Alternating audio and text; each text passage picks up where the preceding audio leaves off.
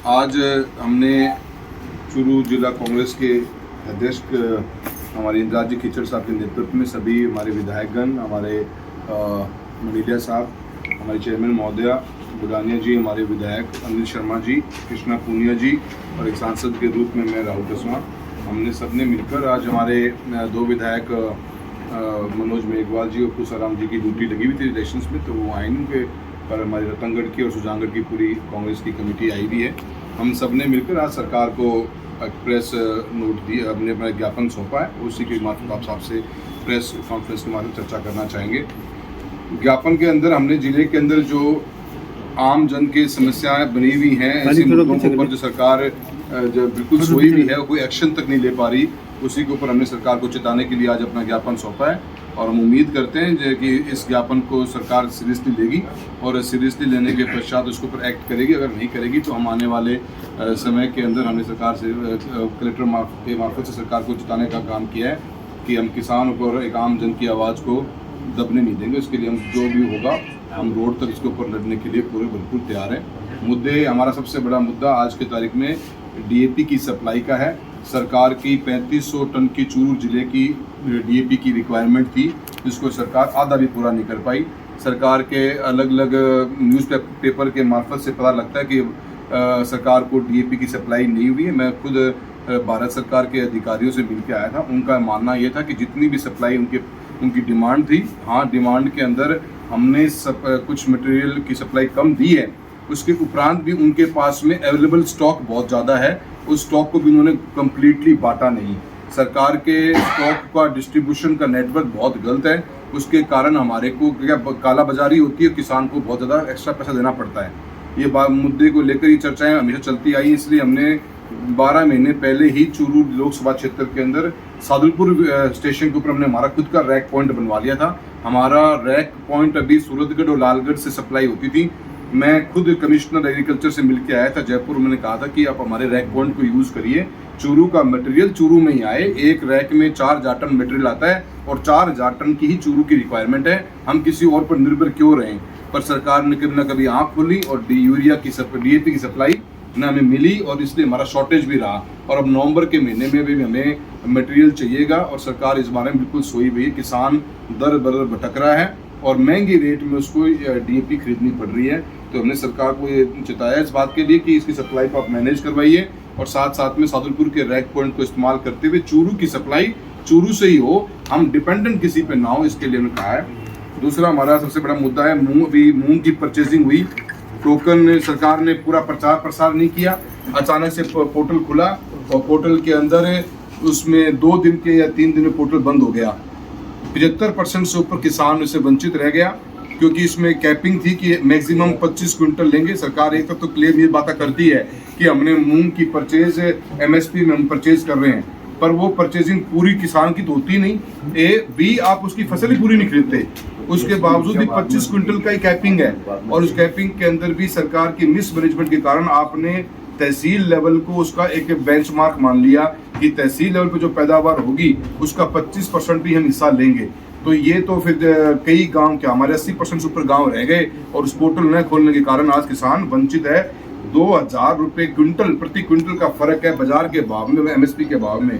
सरकार वाई लूटना चाहती है एमएसपी में नाम देकर, पर खरीदारी होती नहीं है। इसलिए हमने कहा डिमांड करिए। मैं कल भी अधिकारियों से दिल्ली मिल के आया था कि आप हमारे को 3 दिन का टाइम और पोर्टल का खोलने का दिया जाए ताकि किसानों की मूंग की परचेसिंग हो सके। एमएसपी के ऊपर बाजरे की परचेसिंग सरकार ने करी नहीं।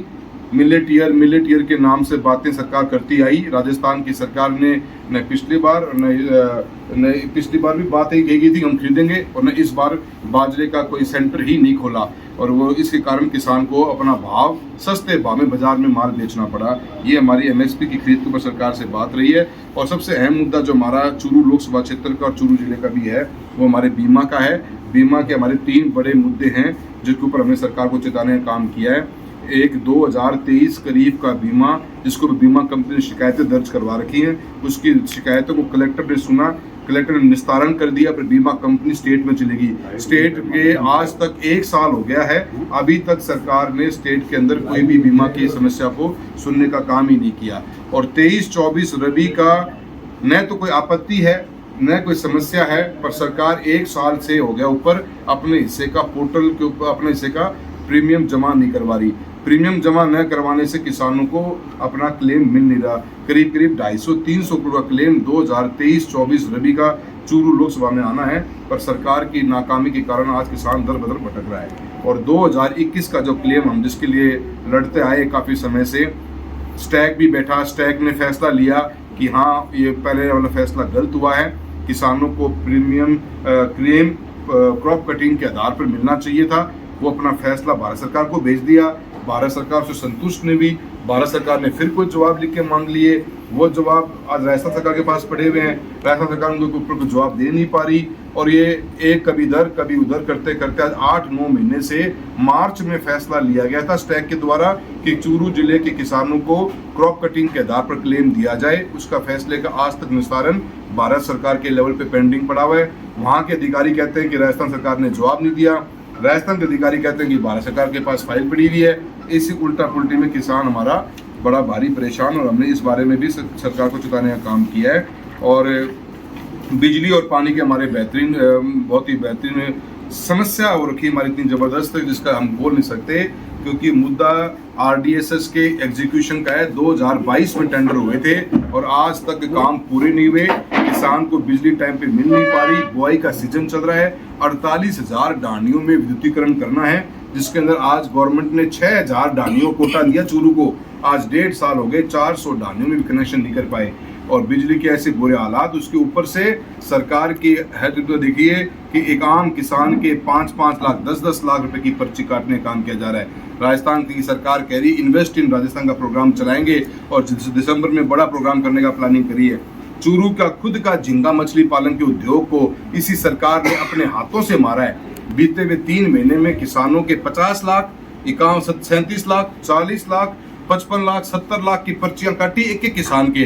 वो व्यापार कंप्लीटली मार दिया गया। आप नया व्यापार लाने के लिए देश विदेश चक्कर काट रहे हो, पर खुद के तहसील में जिले में बना बचा व्यापार को भी खत्म कर दिया गया है और किसानों को बड़ा परेशान करने का काम ये सरकार कर रही है।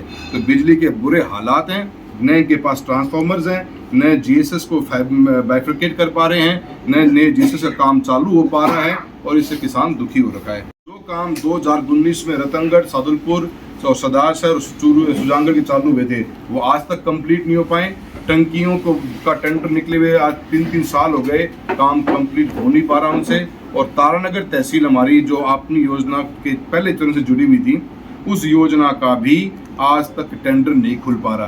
3 बार टेंडर हो गया, 600-750 करोड़ के टेंडर है ये, कभी खुलते हैं फिर बंद हो जाते हैं। अब टेंडर खुल गया है, वर्क ऑर्डर गवर्नमेंट देने की पोजीशन पे नहीं आ रही है। और सबसे महत्वपूर्ण जो हमने भी बात करी है कि सरकार एक तरफ तो बिजली, पानी और चिकित्सा की जैसे चीज़ों पे तो फोकस कर ही नहीं रही। यह DAP और बीमा का जैसे योजनाओं पे जो किसान के से डायरेक्ट कनेक्टेड है उसके ऊपर नज़र नहीं। और दूसरी तरफ सरकार के अंदर बैठे हुए लोग जिनको जनता का आशीर्वाद तक तो मिला नहीं, पर वो पत्थरों पर पत्थर लगाने में अपनी जोर बनाए बैठे हैं। एक तरफ तो राजस्थान की सरकार ने कल ही नागौर के अंदर एक सरपंच ने जो प्रधान को नहीं बुलाया उसको सस्पेंड करने का काम किया। और चूरू जिले के अंदर तारानगर तहसील में और अनेकों तहसीलों में हमारी चेयरमैन महोदय बैठी हैं, सिटिंग चेयरमैन है। भारत सरकार के डिपार्टमेंट ऑफ पर्सनल DOPT की डिपार्टमेंट की गाइडलाइन साफ कहती है MP, MLA, प्रधान, प्रमुख और चेयरमैन जो भी आपका चुनाव जनप्रतिनिधि है वो ही इसमें उसका पत्थर पे नाम लिखा जाएगा और वो उस प्रोग्राम के अंदर शामिल होगा। और आज की तारीख में यहाँ पे ऐसे लोग जिनको जनता का आशीर्वाद मिला नहीं, एक अपनी गाड़ी खरीद रखी पिकअप, उसमें पत्थर रखते हैं, जहाँ मौका लगता है वहीं पत्थर चिपका देते हैं और अपने आदमी अपना खुद का नाम लेके बैठे हुए हैं। ये घोर अन्याय है और हमारे जो हम पद के साथ में बैठे हुए हैं ये हमारे प्रिविलेज का मोशन बनता है। हमने कलेक्टर महोदय को कहा कि इसकी गाइडलाइंस निकालिए और उन ऑफिसर से आप रिपोर्ट मांगिए किसी की बिल्डिंग के आगे कोई पत्थर कैसे लगाया जा सकता है। पत्थर लगाने का मतलब है कि उस अधिकारी की जिम्मेदारी, जो उस अधिकारी उस बिल्डिंग के ऊपर जिसका हक है। अगर PWD का रोड है तो PWD डिपार्टमेंट इसकी जिम्मेदारी लेगा, कोई उसके पत्थर पर लगा के चला जाएगा। हमने इस बात के ऊपर भी आज कलेक्टर महोदय को चताया और सरकार को भी बात करने की कोशिश करी है।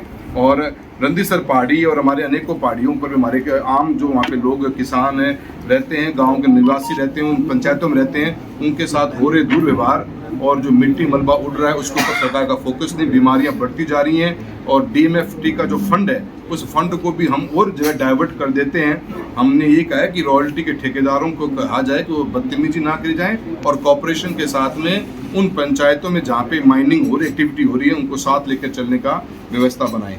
ये हमने सभी मुद्दे आज कलेक्टर महोदय के सामने रखे हैं और हम उम्मीद करते हैं कि सरकार जागेगी, अन्यथा हम आने वाले महीने भर के अंदर एक बड़ा आंदोलन चूरू के हेडक्वार्टर पे करने का काम करेंगे। देखिए, हमारा कोशिश उस समय कलेक्टर को हमने ये बात कही थी कि आप एक पार्ट ऑफ फंड का हिस्सा जहाँ माइनिंग एक्टिविटी हो रही है वहाँ दे दीजिए और एक पार्ट का हिस्सा वहाँ दे दीजिए जो हमारे सबकी एक राय थी कि जहाँ पे सरकार का पैसा लगने में अक्षम है। जैसे हमारा चूरू का टाउन हॉल था, उसके लिए कलेक्टर ने खुद ने और सभी की राय भी थी MLA MPs की कि इसके ऊपर फोकस किया जाए।